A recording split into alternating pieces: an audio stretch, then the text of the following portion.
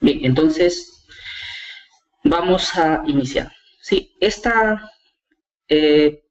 primer seminario está orientado básicamente a tener algunos conceptos de cómo se lleva a cabo el proceso de comunicación en red, ligando estos conceptos a lo que vendría a ser, en este caso, los modelos de referencia o el modelo de referencia OSI y la arquitectura TCP/IP.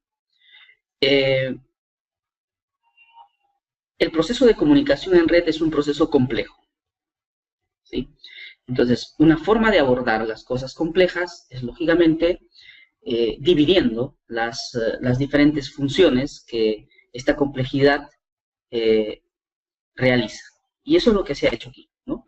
La arquitectura de red, el modelo de referencia OSI y la arquitectura de red TCP/IP lo que hacen es dividir las diferentes funciones que son necesarias realizar para hacer posible la comunicación en red. Bien, entonces, arquitecturas de red. Se expresa la forma de llevar a cabo las comunicaciones en sistemas basados en red. En el desarrollo del networking, sistemas de comunicación en red, se han podido apreciar diferentes arquitecturas de red, cada una de ellas fue desarrollada por influyentes compañías en su tiempo. ¿Qué es lo que sucede? Desde los inicios de la computación, los diferentes fabricantes de equipos de cómputo se dieron cuenta de que era necesario de que estos elementos de cómputo puedan comunicarse entre sí, que era necesario establecer una red de computadoras.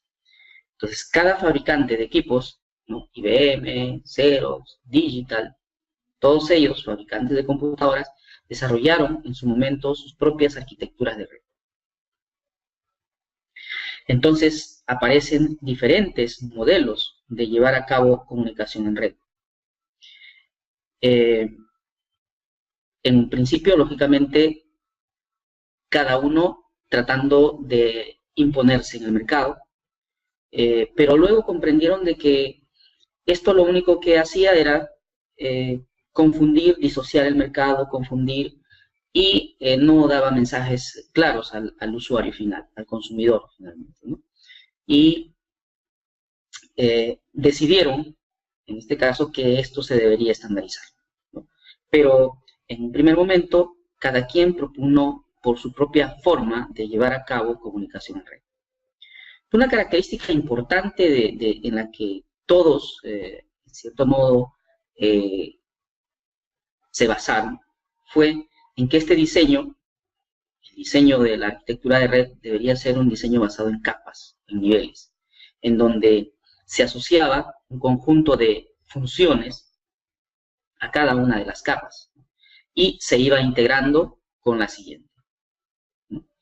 Por ejemplo, tenemos aquí la arquitectura de Appletop, ¿no? Un modelo, si lo comparamos en términos de lo que es el modelo de referencia OSI, comprende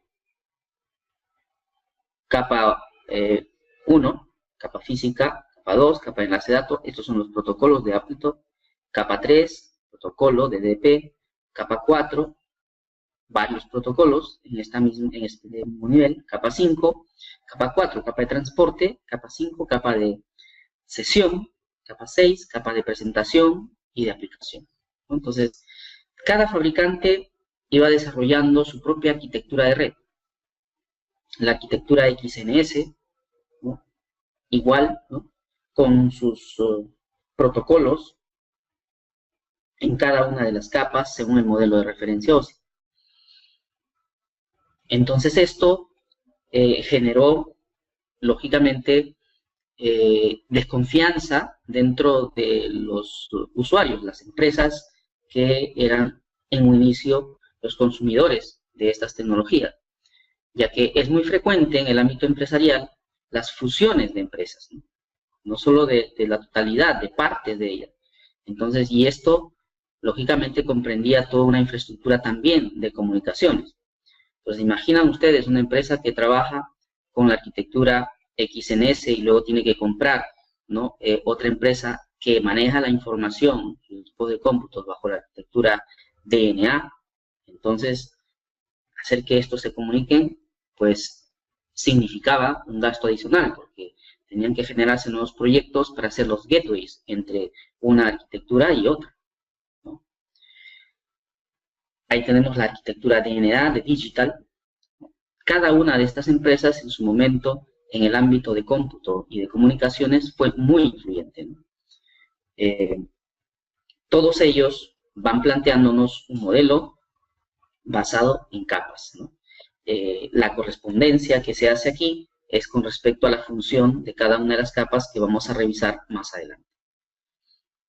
SNA de IBM, igual, tiene una arquitectura, no encaja completamente con las funciones establecidas por el modelo de referencia OSI, pero igual, está basado en capas.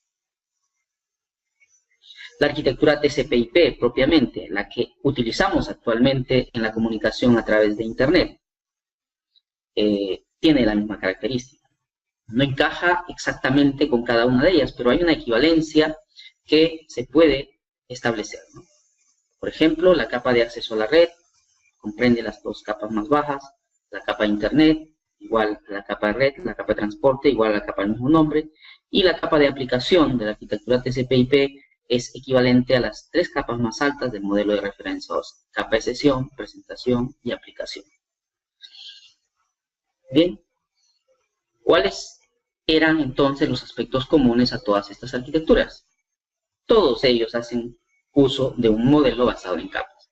Todos ellos dividen las funciones que se tienen que desarrollar para llevar a cabo comunicación en red en subfunciones, vamos a decir, que van a estar ubicados dentro de una capa específica. Este proceso de división se hace de tal manera que se tiene especial cuidado en que sean independientes una de las otras. Esto garantiza la evolución, ¿no? Por ejemplo, desde hace 20 años, ¿no?, en el desarrollo de la arquitectura TCP/IP de la Internet, se dieron cuenta de que el crecimiento que tenía en ese entonces el Internet, estamos hablando de hace 20 años, pues era un crecimiento muy rápido, un crecimiento exponencial, y que las direcciones IP pues no iban a alcanzar. Entonces, inmediatamente se dispuso de que tenía que generarse un nuevo protocolo, hace 20 años, el protocolo IPv6, ¿no? Y este está encajando perfectamente sin que tenga que modificarse más que, digamos, lo correspondiente a la capa de red. Nada hacia arriba, nada hacia abajo.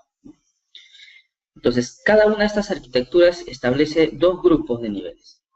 Entonces, dentro de las funciones, en términos generales, vemos nosotros aquí, esta es la totalidad, ¿sí? La totalidad, pero hay un grupo de funciones que en este caso se va a encargar de llevar a cabo una función. Por ejemplo, vamos a tener todo este conjunto que se dice son niveles, y en cada uno de ellos vamos a tener los protocolos, ¿no? Entonces estos están orientados a lo que es el transporte, ¿sí? Las funciones relacionadas a la capa física, enlace de datos, la capa de red, están relacionadas con el transporte de los datos a través de la red. Y las capas superiores están relacionadas con la interpretación de los datos. Entonces, para que podamos tener comunicación en red,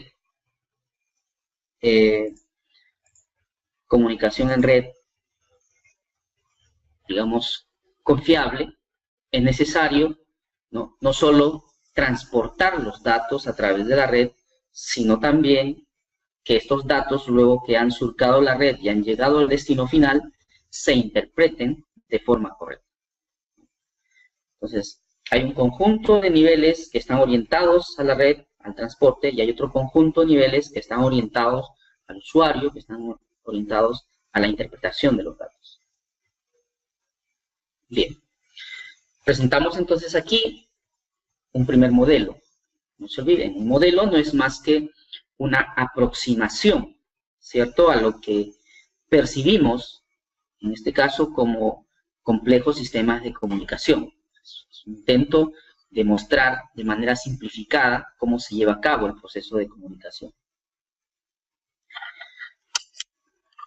Entonces aquí estamos observando lo siguiente. Los usuarios finales se conectan desde lo que vendría a ser aquí las redes LAN. ¿No? Los usuarios finales normalmente están en una red LAN. Entonces, ellos van a generar su información, su mensaje. Podemos nosotros aquí representar el mensaje que este usuario está generando. Puede ser un correo electrónico, por ejemplo, ¿no? Puede ser un correo electrónico o puede ser un archivo que desea comunicar. Entonces, este mensaje tiene que pasar a través de la red. Pero para que este mensaje pase a través de la red, el mensaje no va a pasar completo, ¿no? O sea, vale decir, desde que se inicia a enviar el primer bit, ¿no?, el primer dato de su mensaje, hasta el último, de una sola buena vez, no. El modelo de comunicación establece que, en este caso, esto se va a dividir primero, en pequeñas unidades de información, ¿no? Pequeñas unidades de información que luego cada uno de ellos van a tener que transportarse de manera independiente, ¿no? Estos fragmentos de información, ¿no?, se van a transportar a través de la red como unidades autónomas, ¿no? ¿Sí? Entonces, un primer punto que es conveniente recalcar aquí.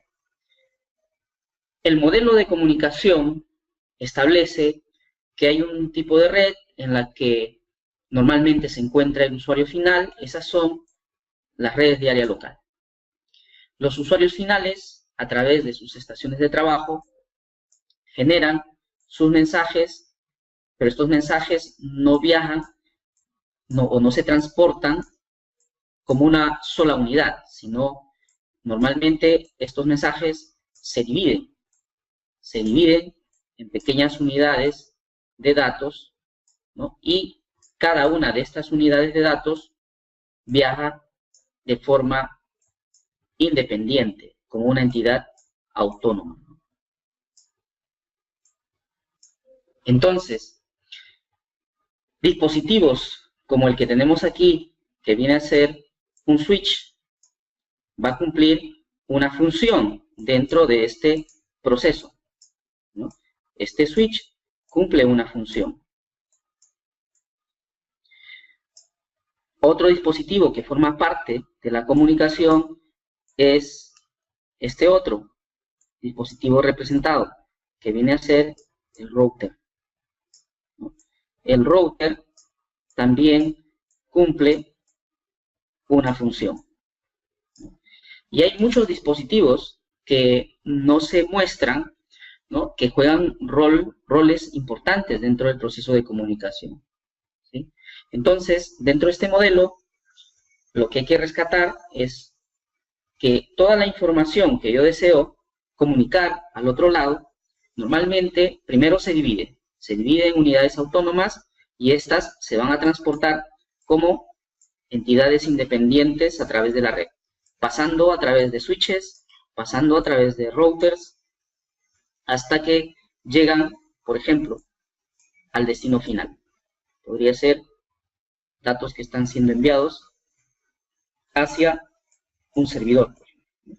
Tenemos aquí, se van transportando a través de la red hasta que llegan al destino final.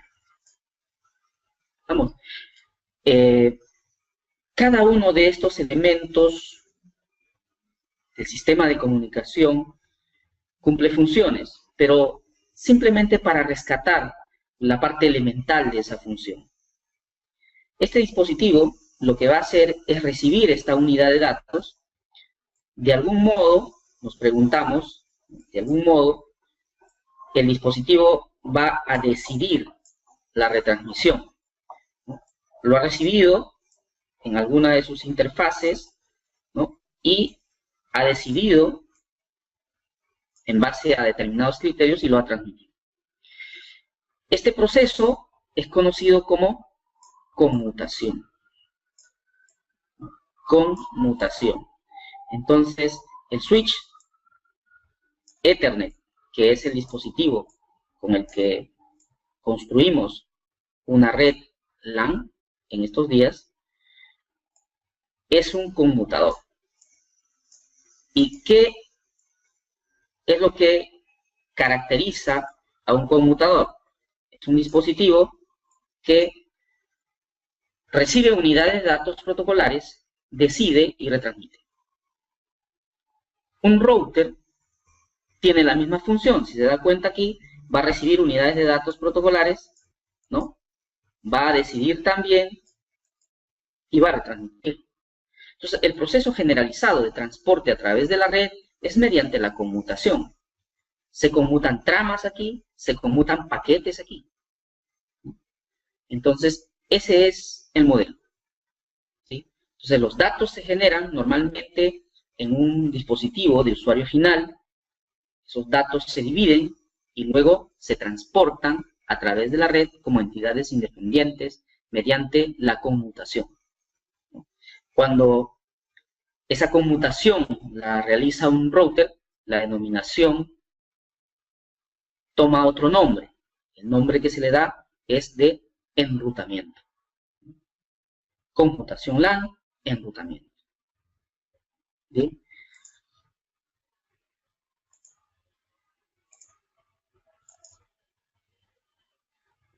Los mensajes, cuando se transportan a través de la red, fíjense la complejidad de esta, pueden, en este caso, seguir diferentes rumbos, ¿no? Van a haber paquetes que, en este caso, van a salir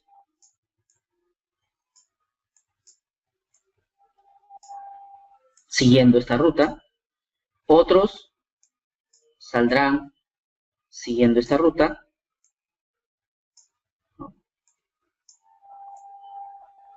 Otros saldrán siguiendo esta ruta. O sea, hay diferentes rutas que pueden seguir los paquetes. Aun cuando se van a dirigir a la misma red destino, ¿sí? Entonces, un conjunto de paquetes que van dirigidos al mismo destino puede ir por diferentes rutas, ¿no? Entonces, esto va a generar diferentes situaciones, como que los paquetes pueden llegar en desorden, por ejemplo, ¿no? Aspectos que va a tenerse, en este caso, que administrar como parte del proceso de comunicación. ¿Bien?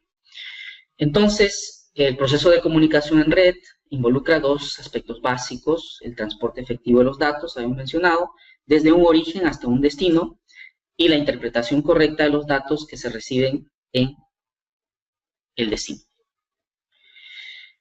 El modelo de referencia OSI contempla, aunque aquí hay una, digamos, no hay un acuerdo específicamente, ¿no? con respecto a, si vemos el modelo de referencia OSI, cuáles son las capas que están orientados al flujo de datos o al transporte y cuáles están orientados a la interpretación o al usuario final, ¿no? hasta la capa 3, de acuerdo todos. Algunos dicen que la función de la capa de transporte también corresponde a lo que es el transporte de datos. No porque diga capa de transporte, necesariamente va a estar ligado completamente a lo que es transporte. Hay funciones de interpretación también. ¿Sí? Bien, entonces tenemos el modelo de referencia OSI, identificamos ahí el conjunto de capas relacionados al transporte y el conjunto de capas relacionados a la interpretación. Bien. OSI y TCP/IP son dos modelos arquitecturales, ¿no? ¿Quién fue primero? En realidad ambos fueron apareciendo casi simultáneamente, ¿no? Hablábamos en un inicio de que las diferentes compañías fueron desarrollando cada uno de ellos sus propias arquitecturas. Se dieron cuenta de que era necesario, en este caso, desarrollar un modelo único que todos los fabricantes respeten y en base al cual se fabriquen todos los dispositivos, protocolos, todo lo necesario para llevar a cabo la comunicación en red. Entonces, es así que se le encarga al organismo de estandarización internacional, a la ISO, que desarrolle un modelo arquitectural, ¿no? Luego de cierto tiempo, esto es lo que produjo la ISO, el modelo de referencia OSI, en donde nos describen que el proceso de comunicación en red requiere de un conjunto de funciones que están agrupados aquí en cada una de las capas. Pero a la par también, como parte de un proyecto militar en los Estados Unidos, ¿no? La academia, universidades, centros de investigación y los militares desarrollan una arquitectura para hacer posible la comunicación en red, pero que cumpla con ciertas condiciones. ¿Cuáles? Si esta es mi red, y yo sufro daños a estos nodos, por ejemplo a este nodo, y todavía tengo parte de la red operando, la comunicación no debería interrumpirse. Debería utilizar las rutas alternas mientras éstas estén disponibles, ¿no? Entonces, ese fue el objetivo, un objetivo militar que produjo ciertamente una red que funcionaba bastante simple en sus inicios, pero que respondía a las necesidades de ese momento, ¿no? En los Estados Unidos se empezó a utilizar esta red, este modelo, para interconectar primero a sus centros, a sus universidades, centros de investigación, y luego a las oficinas de gobierno. Entonces esto generó lógicamente un mercado de equipos de comunicaciones en la que diferentes fabricantes empezaron a participar. De tal forma que cuando el modelo de referencia OSI es finalizado, ¿no? Los más entusiastas, los fabricantes más entusiastas, empiezan a tratar de codificar, ¿no? Las especificaciones de OSI para empezar a producir sus productos, ¿no? Y se dieron cuenta de que este modelo que se había planteado ciertamente era un modelo bastante completo, bastante avanzado para su tiempo, pero complejo a su vez. Y la complejidad, lógicamente, involucraba un costo de desarrollo mucho más elevado de un modelo en su momento bastante sencillo y que respondía a las necesidades. Se encontraron algunas inconsistencias, ¿no? Y se mandó a revisar el modelo de referencia OSI. Pero visto esto, realmente muchos de los fabricantes ya habían decidido que apostaban por TCP/IP. Y eso es lo que ha sucedido.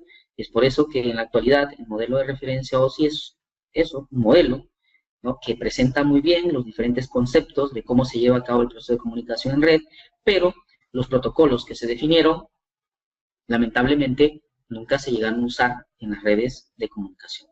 Y actualmente lo que tenemos se ha construido en base al modelo TCP/IP, en base a la arquitectura TCP/IP, ¿no?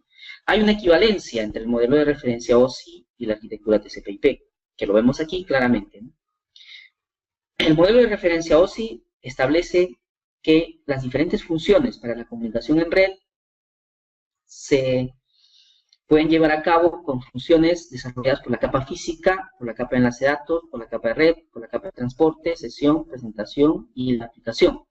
En esa secuencia, cuando el flujo de datos viene desde una aplicación de usuario final hacia el transporte a través de la red, o cuando es recibido desde los medios de transmisión y, lógicamente, inicia su ascenso dentro de las diferentes capas conceptuales ya cuando estamos en un dispositivo de usuario final. A cada una de estas capas se la ha enumerado, empezando de la capa más baja. Entonces, la capa más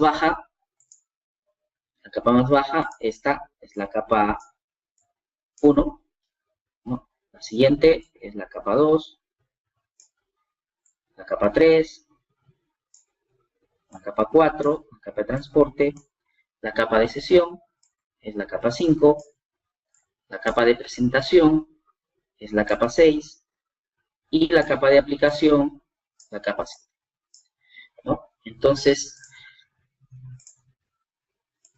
aquí podemos nosotros ver lo siguiente, ¿no? Que según el modelo TCP/IP, las funciones asociadas a la capa de acceso a la red están relacionadas con la capa física y la capa de enlace de datos. La capa de Internet viene a desarrollar las funciones establecidas por la capa de red en el modelo de referencia OSI. La capa de transporte es similar a la capa de transporte y la capa de aplicación comprende todas las funciones que ha establecido OSI en lo que respecta a la capa de sesión, presentación y aplicación. Cuando se habla de una suite de protocolos, se hace referencia al conjunto de protocolos que operan dentro de una determinada capa, ¿no? Y que trabajan de manera cooperativa con las otras capas, ¿no? Entonces, la suite de protocolos TCP/IP comprende, pues, el conjunto de protocolos de la capa de aplicación, el conjunto de protocolos de la capa de transporte, el conjunto de protocolos de la capa de Internet, que a su vez van a trabajar de manera cooperativa. Por ejemplo, cuando una aplicación tal como HTTP está relacionado con el servicio web, necesita transportar datos a través de la red, va a solicitar los servicios de TCP, TCP va a solicitar los servicios de IP, e IP solicitará los servicios de alguno de los protocolos de la capa de acceso a la red. Bien, entonces el proceso se lleva a cabo del siguiente modo, ¿no? Un usuario genera su mensaje. Este usuario genera su mensaje. Ese mensaje se va a dividir, habíamos mencionado, ¿sí? El mensaje es lo que desea comunicar, y este mensaje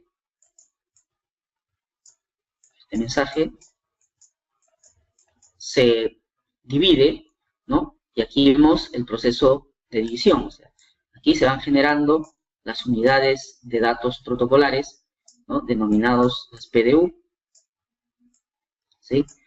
Se van generando las unidades de datos protocolares que luego, habíamos mencionado, se van a transportar como entidades independientes. Entonces, aquí tenemos el mensaje de correo electrónico, ¿no? Este mensaje, en su proceso de avance, ¿no? Hacia las capas más bajas, va a sufrir lo que hemos mencionado aquí, ¿no? Una división. Esta división es conocida como segmentación.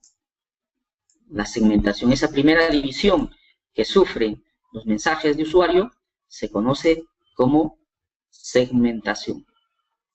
Y lo que produce como primera unidad de datos protocolar, lógicamente, es el segmento.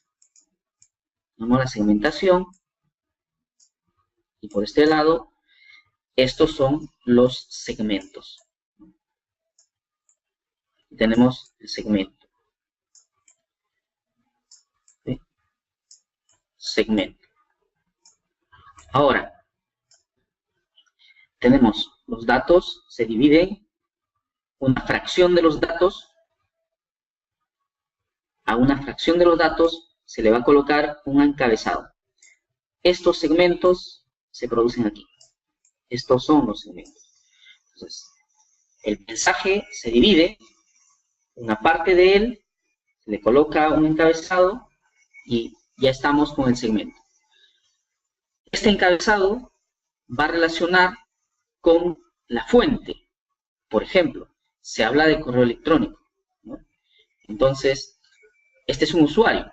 Entonces, está utilizando probablemente un cliente de correo electrónico, una aplicación cliente de correo electrónico. Entonces, esta aplicación cliente de correo electrónico, cuando va a hacer comunicación en red, necesita del sistema operativo un puerto que lo identifique, puesto que se va a convertir en un programa que al ejecutarse, ¿no? Viene a ser un proceso que para la comunicación en red requiere un número de puertos.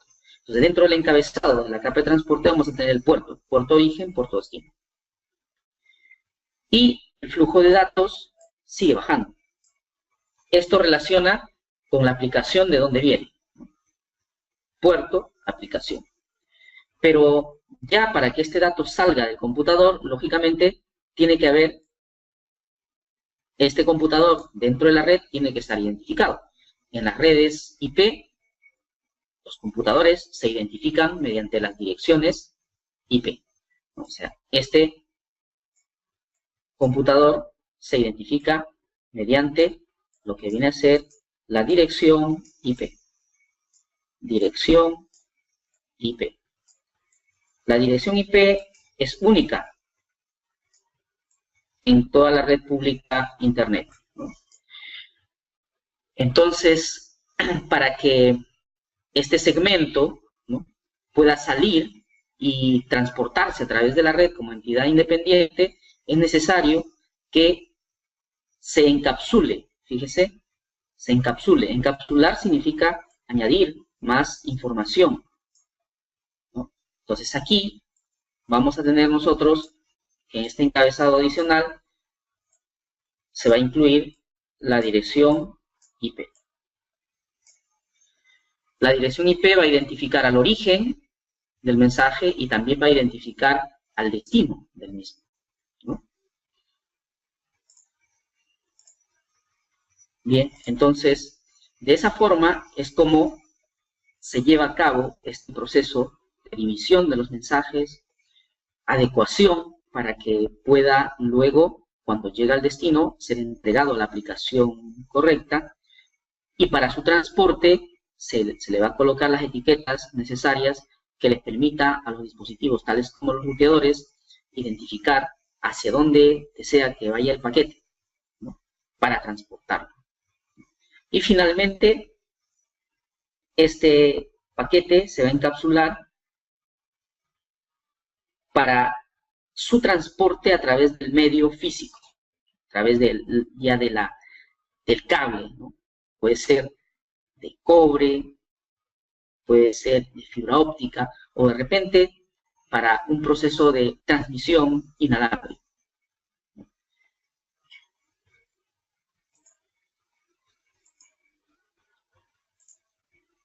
Bien, entonces tenemos ahí las funciones que desarrolla cada una de las capas, ¿no? La capa física, si vamos desde la parte superior, la capa de aplicación, procesos de red a aplicación. Aquí está el usuario encima con su aplicación que desea transportarlo a través de la red, encuentra aquí las facilidades necesarias para que pueda esa información transportarse a través de la red, ¿no? Por ejemplo, lo que está produciendo, que es un mensaje. Entonces, esos mensajes de correo electrónico son representaciones de caracteres en modo texto. Utilizará la codificación ASCII a nivel de la capa de presentación. Se va a conectar con su servidor de correo. Se establecerá una sesión de comunicación entre el host origen, entre la aplicación, ciertamente, ¿no?, que se ejecuta en el host origen, y la aplicación que se ejecuta en el host destino. Este proceso se requiere que se lleve a cabo de manera confiable. Entonces, la capa de transporte le va a permitir esos elementos que garanticen la entrega de esos datos al destino final. A su vez, se tiene que transportar a través de los diferentes nodos denominados ruteadores. Entonces, la capa de red establece las reglas que se necesitan para su transporte a través de estos ruteadores. Uno de ellos es la identificación de los diferentes dispositivos. Esto tiene que ver con el direccionamiento, elección de las rutas, ¿no?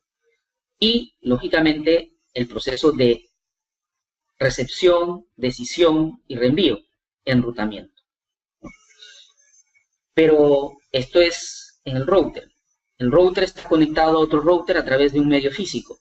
La comunicación a través de los medios físicos no es confiable. Puede haber cambios en las señales que se han puesto en un extremo mientras que éstas viajan a través del medio.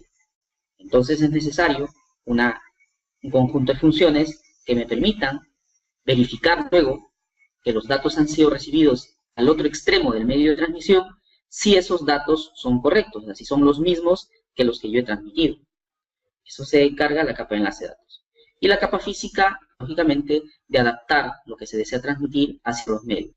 Si vamos a transmitir a través del cable de cobre, señal eléctrica; si vamos a transmitir a través de fibra óptica, señal luminosa; si vamos a transmitir a través de un enlace, de un radioenlace, entonces generaremos ondas electromagnéticas. Bien, entonces los aspectos relacionados a la capa física tienen que ver con los medios, conectores, diferentes tipos de medios, diferentes tipos de conectores, señales, ¿no?, que van a ser pasados a través de el cobre, la fibra óptica, o a través de los medios inalámbricos. Entonces, el proceso de comunicación del nodo origen al nodo destino va a pasar por una secuencia de solicitudes de servicio desde los protocolos de las capas más altas hacia los protocolos de las capas más bajas, ¿no?, ciñéndose al proceso que hemos indicado, ¿no? Los mensajes que se generan en un origen, para su transporte, tienen que dividirse. Ese proceso de división es conocido como segmentación, ¿no? Y la segmentación produce segmentos, que son unidades de datos que de algún modo mantienen información relacionada a la aplicación de donde vienen. ¿Y cómo lo relaciona? Mediante los números de puerto. Luego, estos segmentos, para transportarse a través de la red, tienen que encapsularse en otras unidades de datos denominados paquetes. Aquí se va a colocar la información acerca del origen, en términos de IP en las redes TCP/IP. IP origen, IP destino. Información muy importante que va a ser utilizada por los ruteadores, por los routers, para tomar la decisión de reenvío y ir moviendo el paquete a través de la red. Y cada vez que el paquete tiene que embarcarse a través de un medio físico, va a ser necesario que éste se encapsule en otra unidad de datos protocolar, conocido como trama, que básicamente le va a dar la posibilidad de que se pueda verificar en el otro extremo del medio de transmisión si los datos han llegado correctos o no. O sea, si se ha producido o no alguna alteración cuando se ha transmitido a través de los medios. Una vez que se ha tomado esa previsión, ya esto se señaliza en términos de señales eléctricas o ópticas o ondas electromagnéticas para su transporte de un extremo al otro.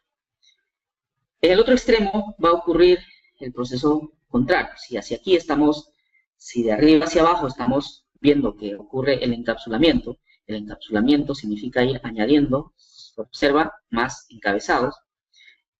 En el extremo vamos a tener el desencapsulamiento, ¿no? Se reciben las señales, se convierte en un flujo de bits, se pasa a la capa de enlace de datos para que se encargue de verificar si ha habido o no errores de transmisión. Para eso utiliza la información del trailer, ¿sí? Verifica, no hay errores de transmisión, entonces se desencapsula. Desencapsular significa retirar, en este caso, la cola, retirar la cabecera. Si retiramos la cola y la cabecera, lo que nos queda aquí es el paquete IP. Eso es lo que se entrega a la capa de red. Y a la capa de red va a ver, ¿no?, en el encabezado la información que tiene, ¿no? ¿Él es la dirección IP destino? Sí. Entonces, por lo tanto, todo el proceso ha ido bien, me ha llegado el mensaje que debería llegarme, ya no necesito los datos del encabezado y entrego los datos hacia la capa de transporte. La capa de transporte lleva referencia con respecto a la aplicación. Entonces, en la estación, en este host destino, pueden haber diversas aplicaciones ejecutando. O sea, ¿cuál de ellas va a entregar? A la que referencie el segmento. Por ejemplo, puerto 80. Si decía puerto 80, entonces este viene dirigido hacia el servicio web. Se entregará al servidor web. ¿No? Puerto 25. Este viene de un servicio de correo electrónico. Se entregará al servidor de correo electrónico, al puerto 25. Bien, a través de los medios se transmiten señales de diferentes tipos, eléctricas, luminosas, electromagnéticas. La capa de enlace de datos se encarga de preparar los datos para el transporte a través del medio. Ese proceso de preparación significa, por ejemplo, hacer lo siguiente, ¿no? Eso significa hacer lo siguiente. Veamos aquí.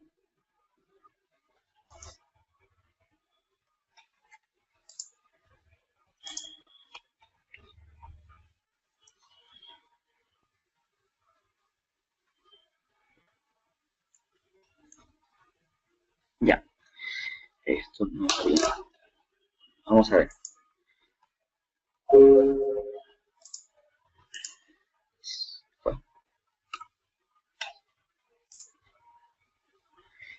Se fue.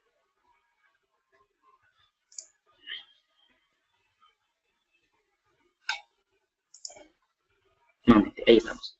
Ya. Decía.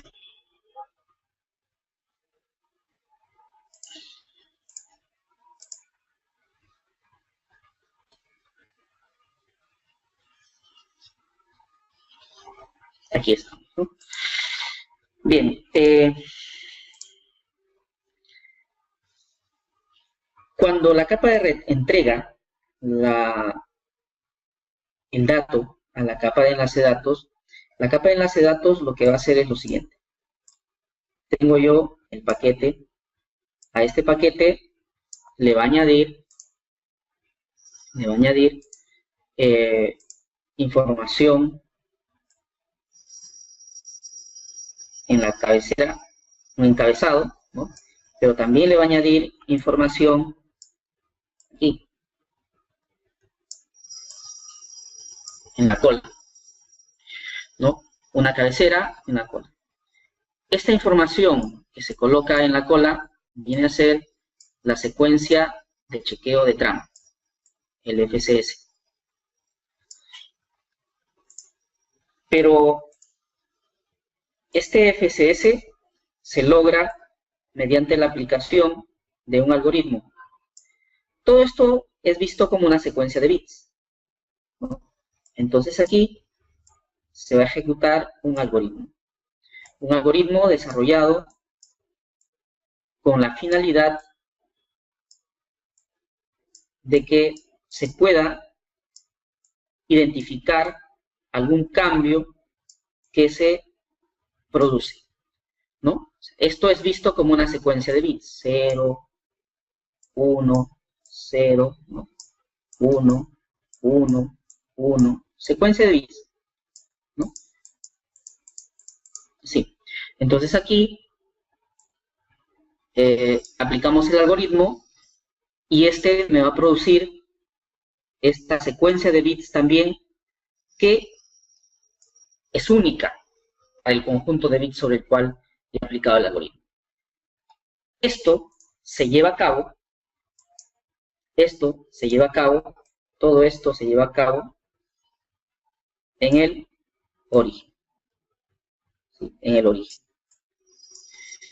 Pero supongamos que eso se ha transmitido aquí, ¿no? En este punto. Ya ha llegado aquí, vamos a suponer que en este otro punto,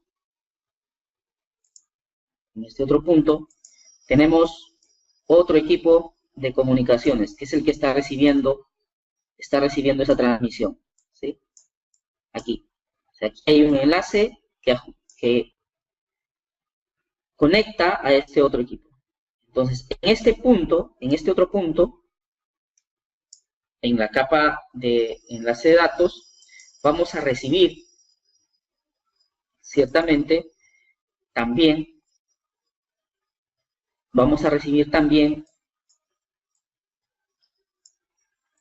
esta trama con su contenido, ¿no? Aquí tiene su cabecera, tiene su gol, pero ya lo que se ha recibido. Aquí mismo vamos a ejecutar nuevamente el algoritmo, ya en el otro extremo del medio de transmisión, en el otro dispositivo, ¿no?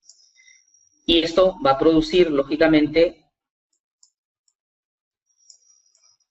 un FCS, ¿no? Si el FCS, este de aquí, que es el que se ha generado en el origen, es igual a este FCS, ¿no? FCS, que se ha generado en el destino, si son iguales, quiere decir que la comunicación se ha llevado sin ningún error. Pero si son diferentes, quiere decir que hay error de transmisión, y si hay error de transmisión, la trama se descarga. Si hay error, la trama se descarga. Y bueno, ¿qué pasa con los datos? Los protocolos de la capa superior, como por ejemplo la capa de transporte, se encargará de luego la retransmisión de los mismos.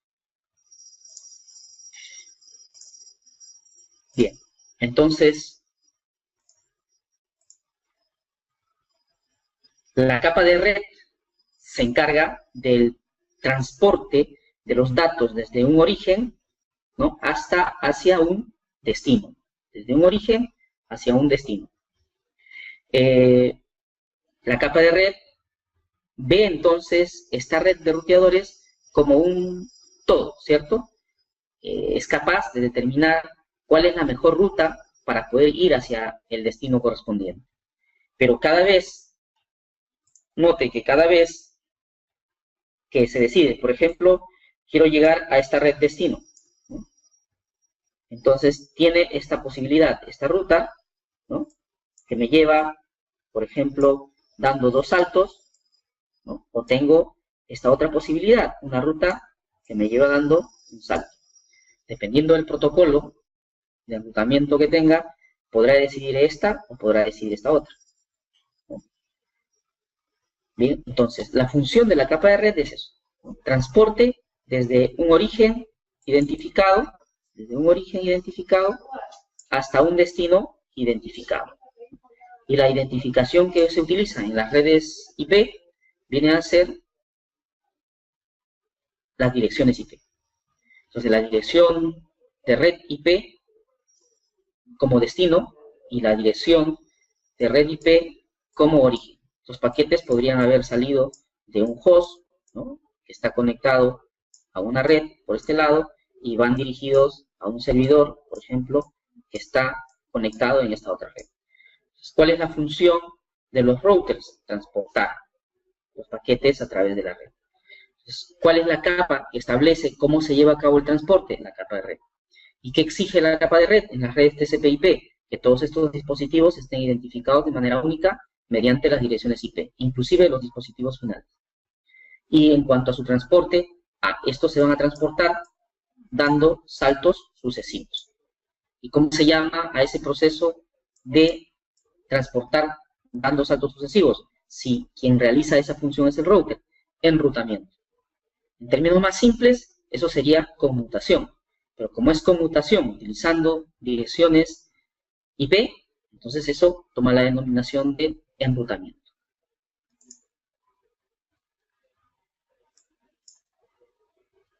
Bien, entonces, tenemos ahí. ¿Y qué hace TCP? ¿O qué hace la capa de transporte? Fíjense, la capa de transporte nos brinda una percepción de que la comunicación se desarrolla de host origen a host destino. Pero nosotros sabemos que eso no es así, ¿cierto?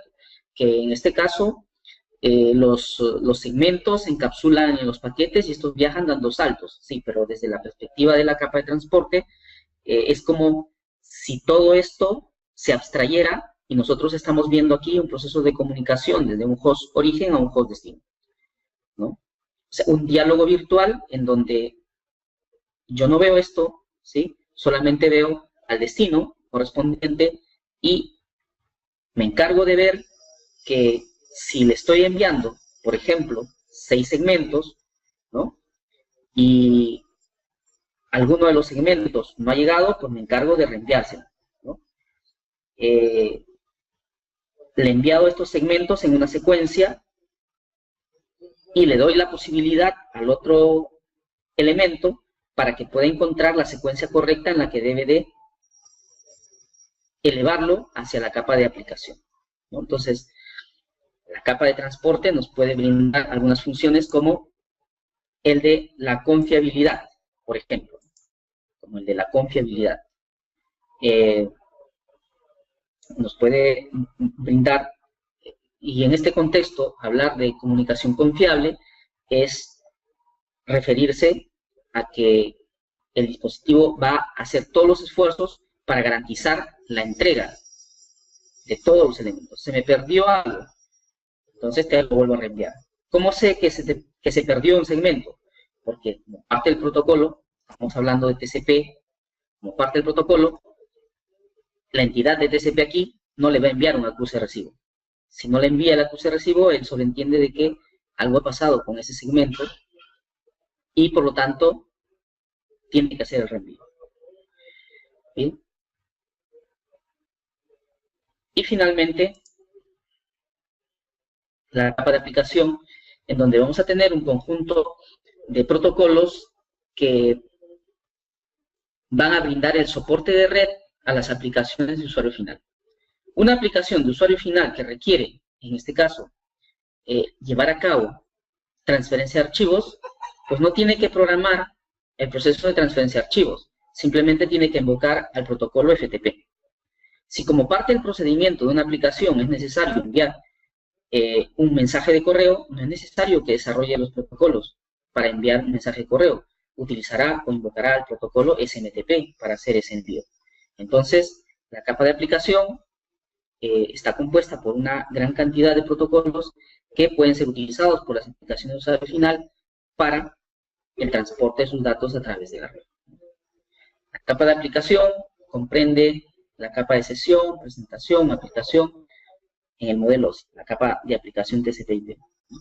La capa de sesión está encargada de establecer las sesiones, hacer el seguimiento de las sesiones, cerrar sesiones, por ejemplo. La capa de presentación tiene que ver con la estructura de los datos, con los tipos de datos, si es texto, si son imágenes, si es video, si es audio. También puede estar presente aquí funciones tales como encriptación, compresión. Muy bien.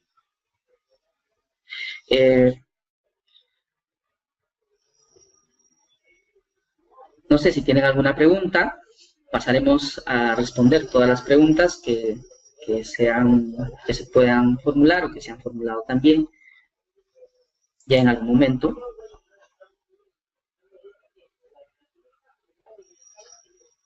¿Alguna pregunta?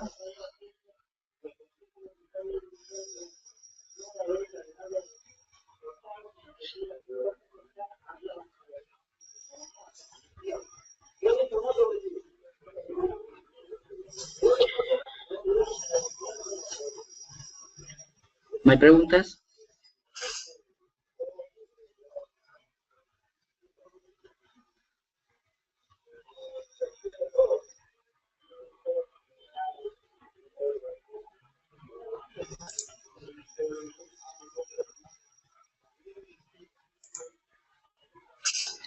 Bien, a ver, vamos a iniciar las respuestas a cada una de las preguntas.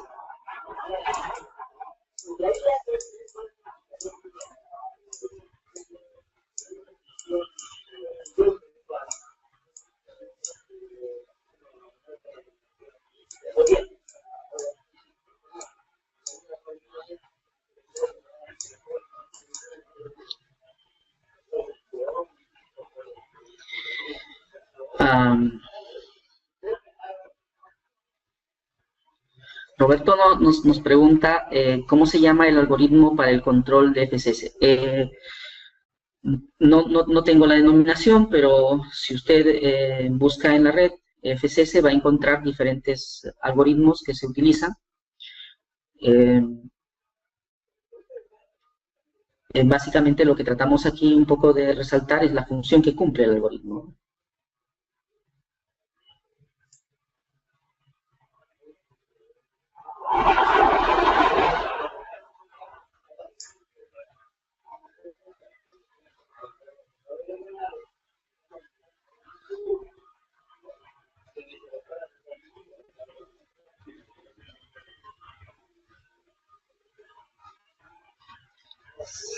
A ver, David nos pregunta,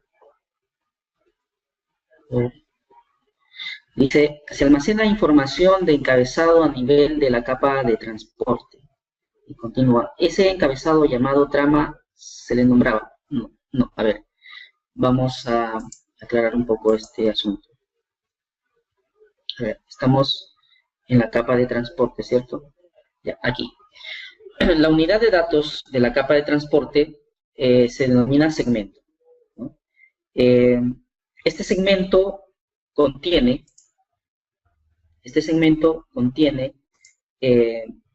como parte de la información, una parte viene a ser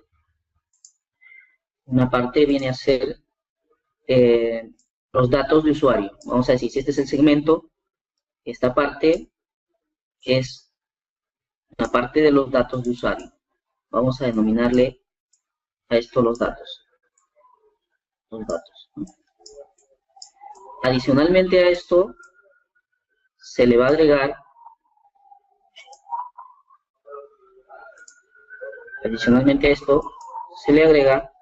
un encabezado.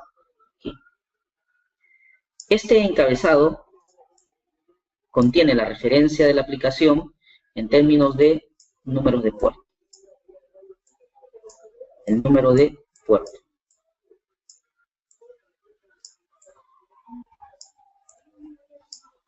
¿Sí?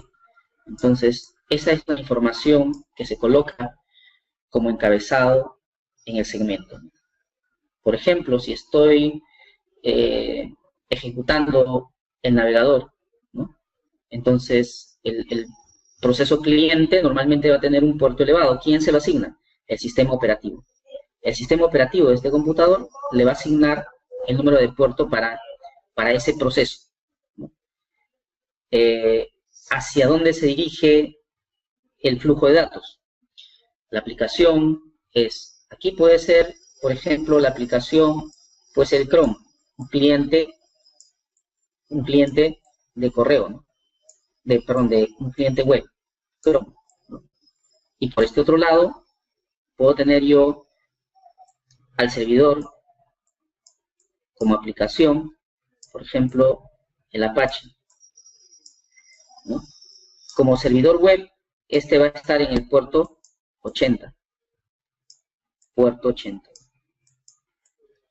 ¿No? Pero lo que va a suceder aquí es lo siguiente. Este Chrome, cuando solicita el sistema operativo le puede dar un puerto tan grande como este. Y a partir de aquí en adelante, como número de puerto. O sea, las aplicaciones clientes le va a dar un número de puerto elevadísimo, encima de 49.152. ¿No? Pero los servicios bien conocidos, como el servicio web, por ejemplo, va a utilizar un puerto bien conocido, como puerto 80. Entonces, la información que se coloca aquí va a ser puerto origen, 49.152, puerto destino, 80. A ver.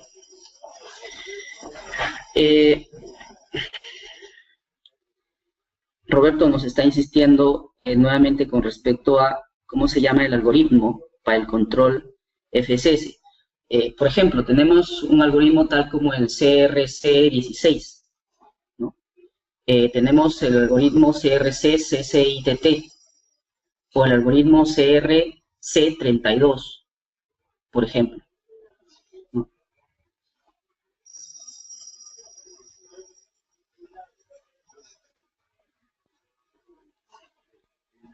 Bueno, ¿alguna otra pregunta?